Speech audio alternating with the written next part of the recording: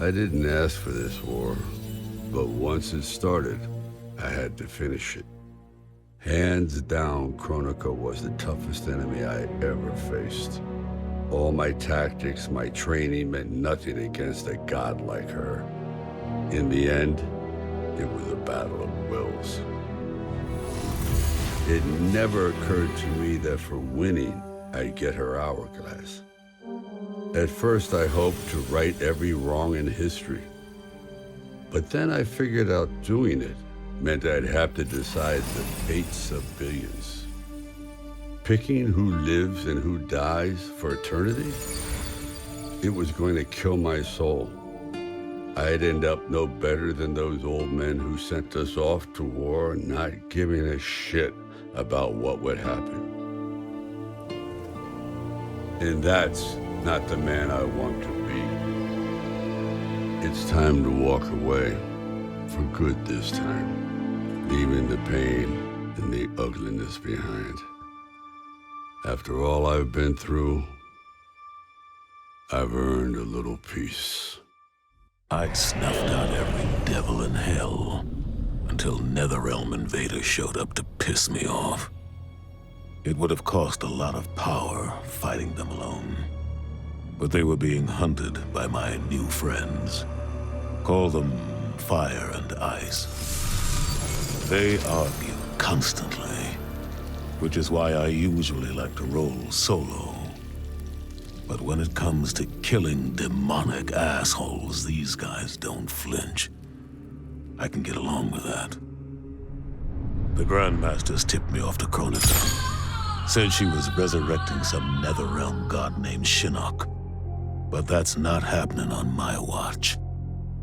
Kronika's just as much a devil as Malbosia. Both make promises, both tell lies.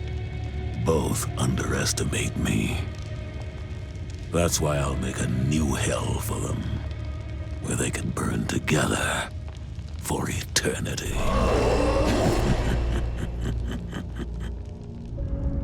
The Netherrealm's locked down, but there's still 8 hells left to purge. It's time to bring up the reserves. I made choices in my life that sealed my fate. I'm beyond redemption.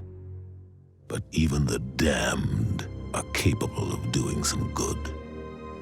So all you devils out there, making false promises and spewing lies, we're coming, and you don't have a chance in hell.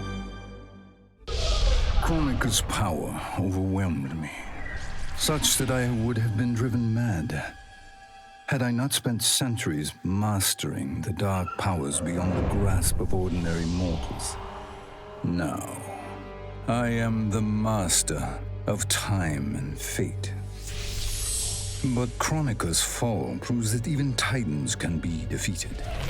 Though my new power lets me roam infinite timelines and feast upon the souls of billions, I am vulnerable. To survive, I must return to the shadows, avoid confrontation, and work my will through the hands of others. More specifically, through the hands of my fellow Titans. These monstrous beings are plied easily by appealing to their greed, vanity, and fear. Through them, every soul in eternity bends to my influence. In my new era, morality will be exposed as the illusion it is. The cunning will prosper, while the good suffer. This is the word of Shang Tsung. Have a nice day. This was my dream vacation. I saw mayhem, mutilation. It was all a gas.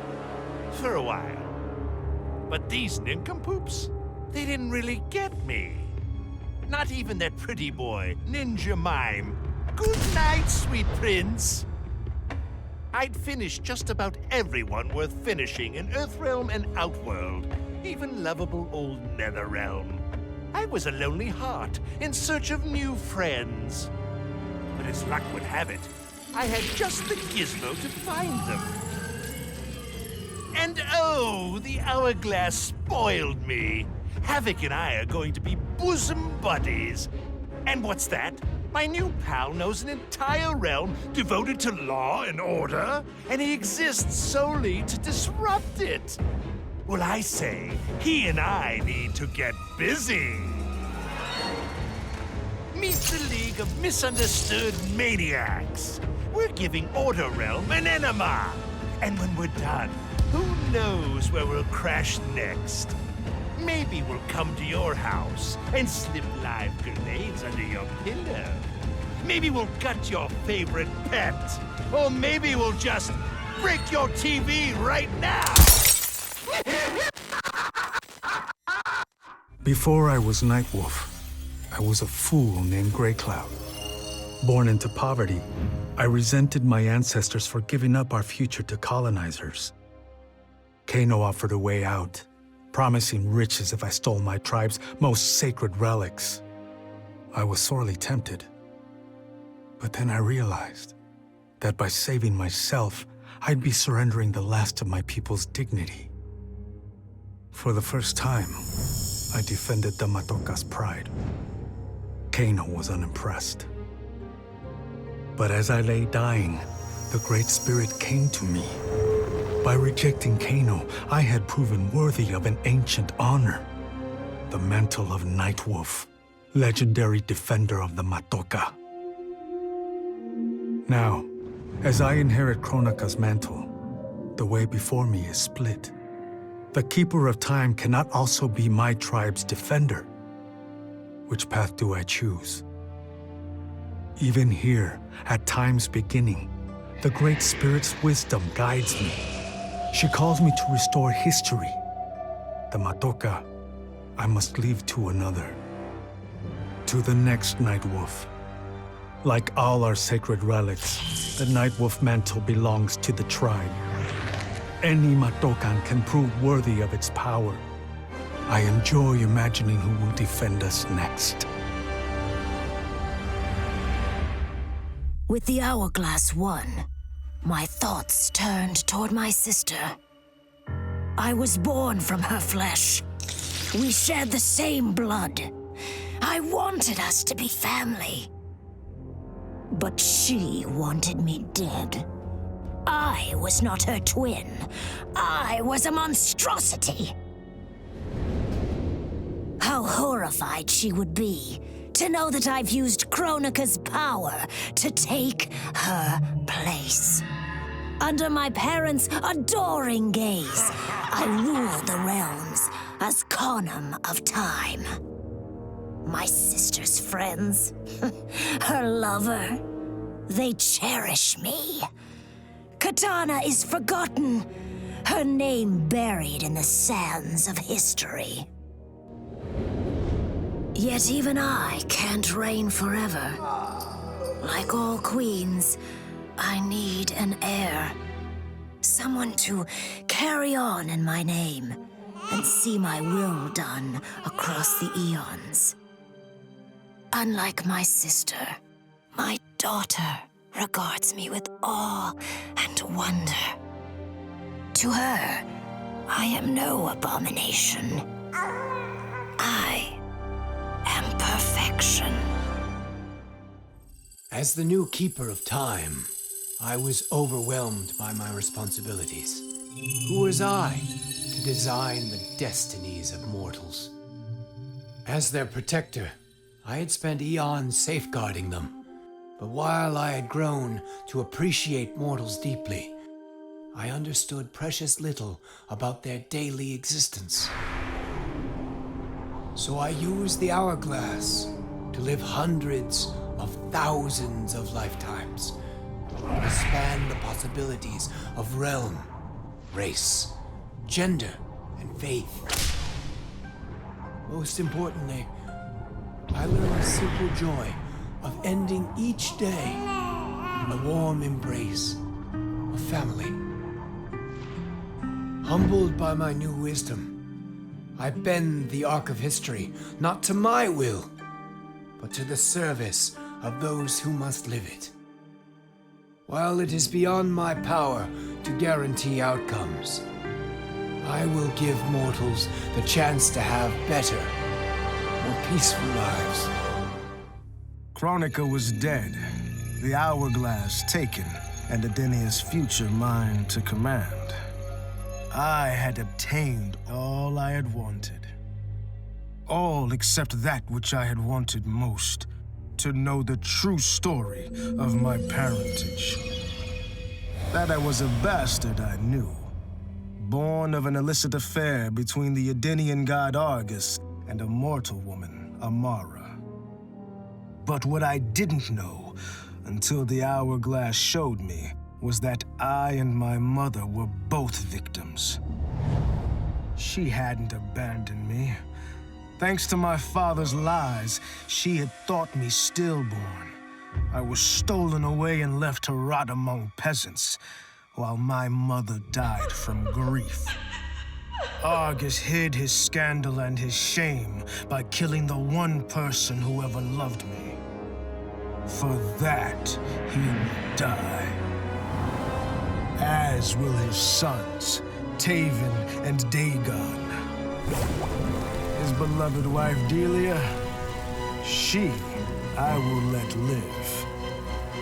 Let her heart break as my mother's did, as she weeps over her children's corpses.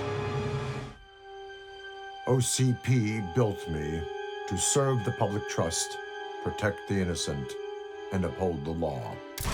So when I found Kano dealing arms to old Detroit's gangs, I had one duty: apprehend him.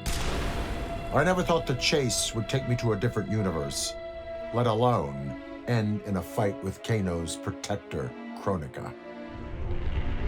And when Kronika went down, something unexpected happened. Her power washed over me, sweeping away the limits my designers had put on my programming. For the first time, I saw the depth of OCP's corruption. It wasn't just a couple of greedy executives. It was the whole damned company. OCP is making a killing playing both sides, selling to cops and criminals. When I get home, I am bringing them to justice. It will not be fast or easy. OCP has too much cash and too much firepower for me to clean things up alone. It is a good thing this will be an interagency effort. Welcome to the future of law enforcement.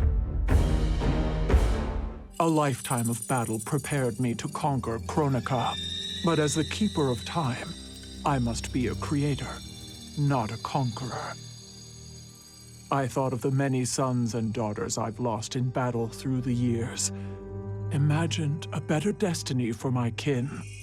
A history where the Shokan build rather than destroy. The results were catastrophic. Comfort and ease extinguished the dragon's fire that once lit the heart of every Shokan.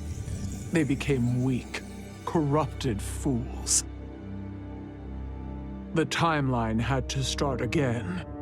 War, for all its tragedies, is the forge of Shokan will. My people will fight. Many will die. But I will lead us to victory. And in the aftermath, the dragon's fire will blaze in Shokan hearts for eternity. In the beginning, Shao Kahn invaded Adenia, murdered my husband Jared, and forced me to be his bride. That's the story. But it's a lie. One I told, lest I lose the faith of my subjects, or of my daughter, Kitana. The truth, Jared was weak, destined to fail.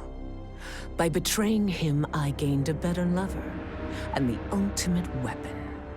A conqueror to unite all realms, and put them at my beck and call.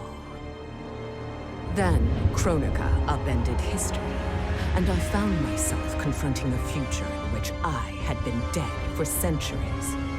My so-called family had failed me in every way. Kitana broke my heart worst. Instead of uniting the realms, she sought to liberate them. As if the wasteland savages could ever be more than serfs. Ever the caring mother, I had to discipline my little princess. And after that, I had to discipline a titan. Now, I have defeated Kronika, outgrown Shao Kahn and Kitana. I have no more family, no more rivals, no more gods. I sit above them all, on a throne that unites all realms and all realities. Whoever you are, wherever you are, when you are before me, kneel.